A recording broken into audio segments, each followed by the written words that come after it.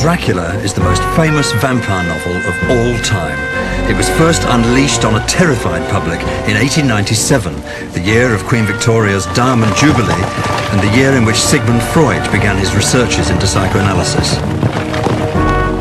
In 1897, the author Bram or Abraham Stoker came to the end of a 7-year journey of the mind through a place he'd never visited called Transylvania, the land beyond the forest.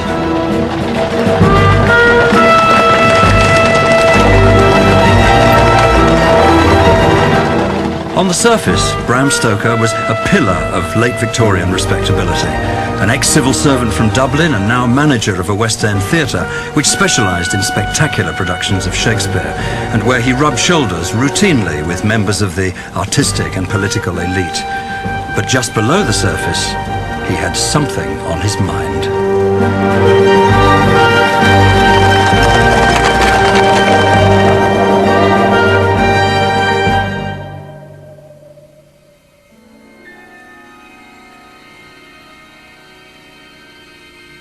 Bram Stoker's terrifying nightmare was a strange brew of 3 seductive vampires, his own personal hang-ups and repressions, and the witches from Macbeth.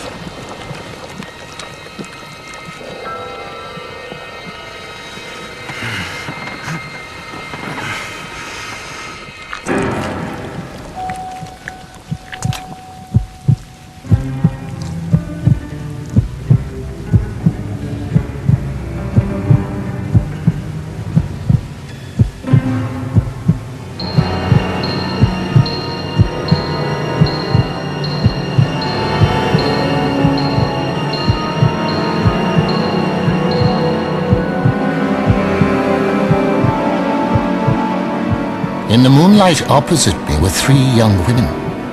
I thought I must be dreaming. There was something about them that made me uneasy.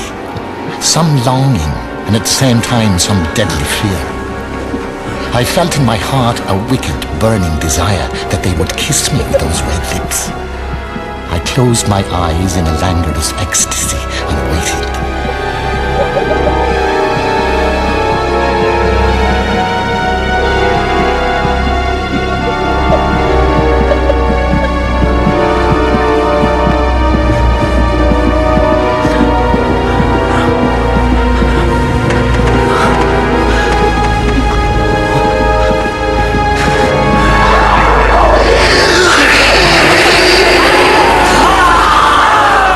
Suddenly I was conscious of the presence of the Count. This man belongs to me.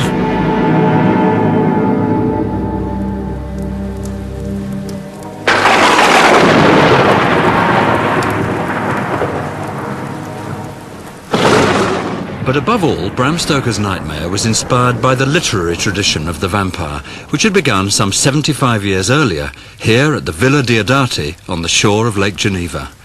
For in the stormy summer of 1816, 2 great horror stories had been born.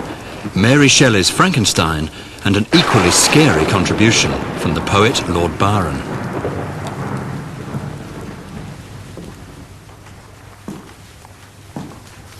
On that dismal June evening, after Mary had told her story here in this very room, Lord Byron began a tale about an aristocrat of ancient family called Darvel, who travelled with a young acquaintance to Turkey and died in a graveyard there after promising to come back from the dead 1 month later.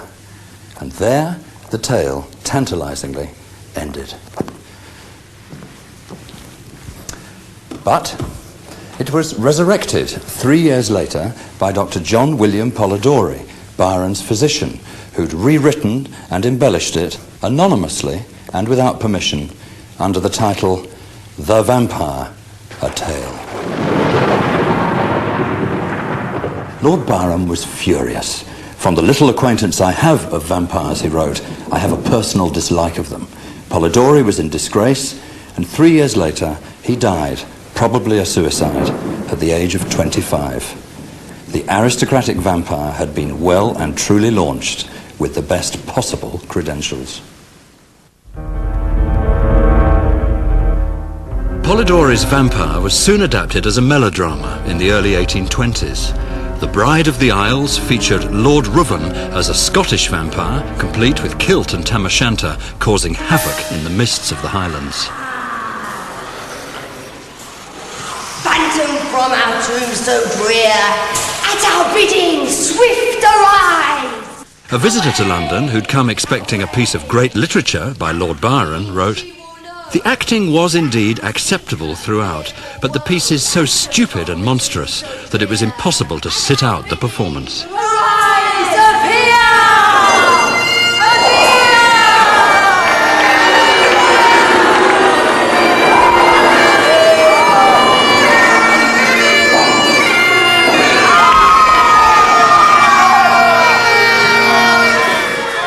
I am Ruthven the vampire, and I come to claim my bride of the Isles.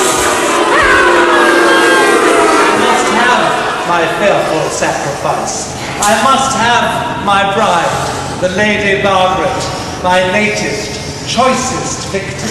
The hour has not yet come! Down, down, thou spirit! To engineer the dramatic disappearance of the vampire, the very first stage trapdoor was used.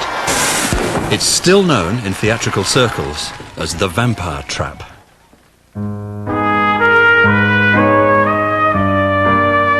In 1847, the year Bram Stoker was born, the craze for vampire stories began to spread to a wider public than ever, in the form of a comic or penny dreadful which came out in weekly parts. Varney the Vampire hugely expanded Polidori's slim tale, and to the basic idea of the bloodsucker, who turns his victims into the undead, introduced two new elements, an Eastern European count and the sexual initiation of the heroine when she's bitten.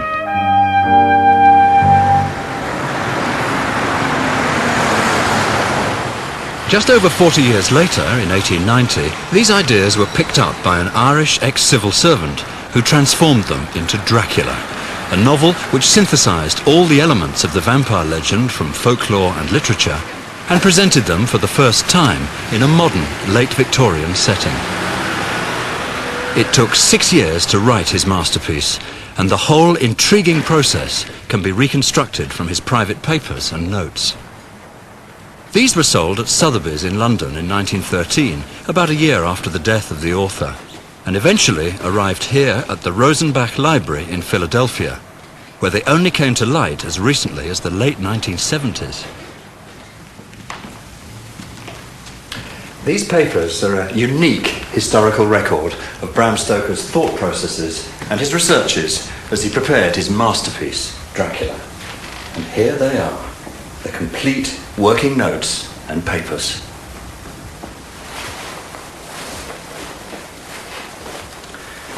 They consist of 3 packets of papers, the first 2 in Bram Stoker's handwriting and the third typed on a very early typewriter.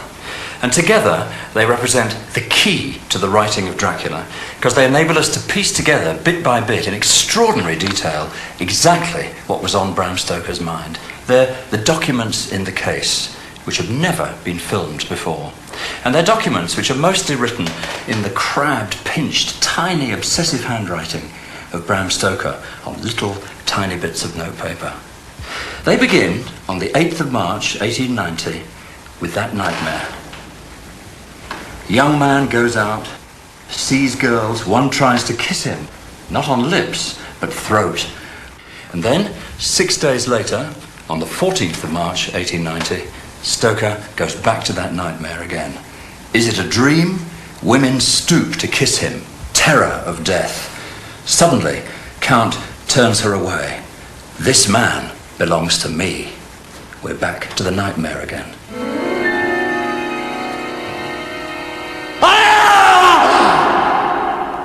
The papers go on to describe the places he visited, the books he read, and the thoughts he had between March 1890 and February 1896, a 6-year project. And the one consistent feature that runs right through the 6 years is that nightmare. To start with, the notes are diffuse and unconnected. No plot, no title, far too many minor characters, no Dracula, no Transylvania. But they begin to come into focus in summer 1890, when Bram Stoker went on his holidays to the little seaside town of Whitby on the northeast coast of England.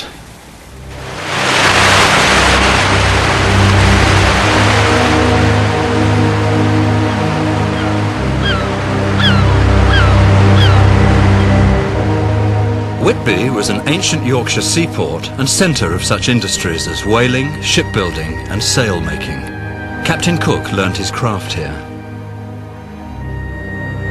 5 months after he'd experienced his terrifying nightmare, Bram Stoker arrived on holiday in August 1890 and started compiling his detailed notes in earnest. He was joined by his wife Florence and their only child, Noel. A relative said of their marriage that Florence Stoker was a remote sort of person, cursed by her great beauty and the need to maintain it, and that her husband tended to retreat from her into a world of his own. So Stoker spent much of his time on holiday by himself. He talked to sailors and coast guards about the sea and heard a strange story about a Russian schooner called the Dmitri, which 5 years before had run into the harbour in the face of a storm with all sails up, by pure chance avoiding the rocks. Stoker was fascinated and duly stored the story up in his notes for future reference. Oh, look! What? I thought I saw a ship. There! Oh, yes, I saw it. It's heading straight for the rocks. Oh, how terrible! The wind suddenly shifted to the northeast and swept the strange schooner before the blast with all sails set.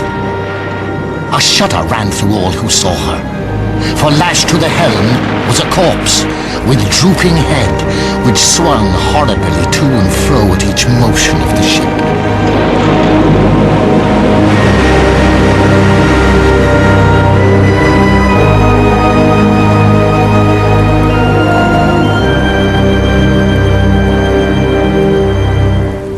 On rainy days, of which there were many, Stoker visited the museum, subscription library and philosophical society, which was crammed full of stuffed curiosities, and also had back numbers of the local paper, the Whitby Gazette. And on Saturday, October the 31st, 1885, that's Halloween appropriately enough, they reported that dramatic shipwreck of the Dmitri out of Varna. She ran into the harbour in a force-8 gale, noted Stoker, and she was ballasted with silver sand. But the library wasn't just a place for reading newspapers, it also housed the local literary and philosophical society, which is why it had these two books on its shelves. Now, the first book was a glossary of words from the neighbourhood of Whitby, written by a local chemist called F.K. Robinson.